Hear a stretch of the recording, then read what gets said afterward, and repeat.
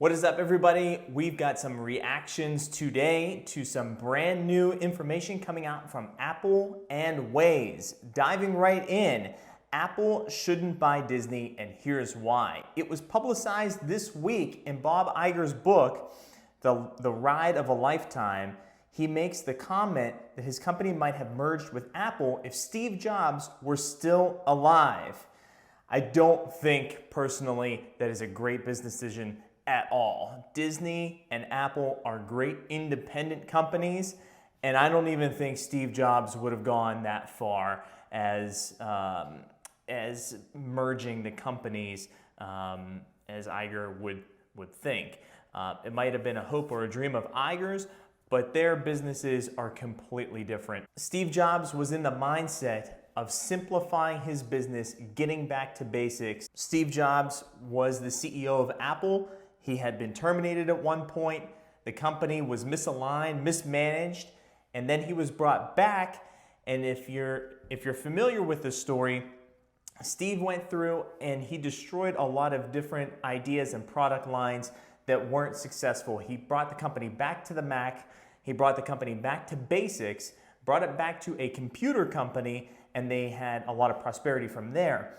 Where today, you're seeing the company diverge into all these different other markets: a credit card market, a streaming service, a film studio. I don't think that this is the direction that Steve saw as being the most profitable and being best for its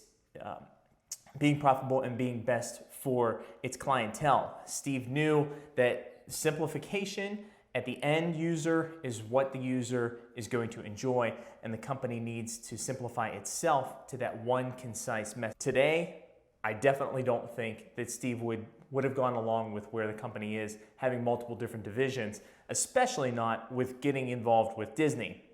They do bring up some good points here. Cord cutters. Buying Disney would make Apple one of the world's largest owners of cable networks. It would have a huge stake in ABC, and Tim Cook has spoken repeatedly about the legacy bundle breaking down at an accelerating pace. There's so many cord cutters out there. Film legacy release window, Apple is right now focusing on breaking that and having all new content. Complex legacy licensing, these are huge roadblocks that a lot of other companies are having trouble with, especially with the streaming services. Regional sports rights, again, another absurdly expensive option that I don't think Apple has the patience for, especially being a computer company.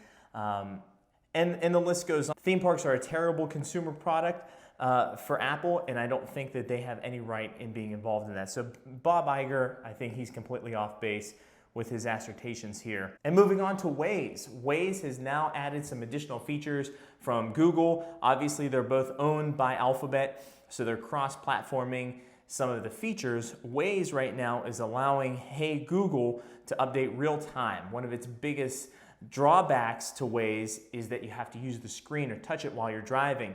That's a huge no-no, huge red flag. I do not support touching or being distracted in any way of your phone.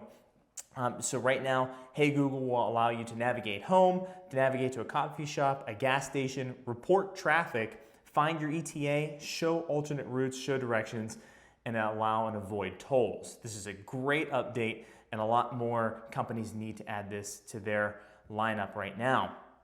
And finally, with iOS 13.1, Apple has finally revamped the Apple TV.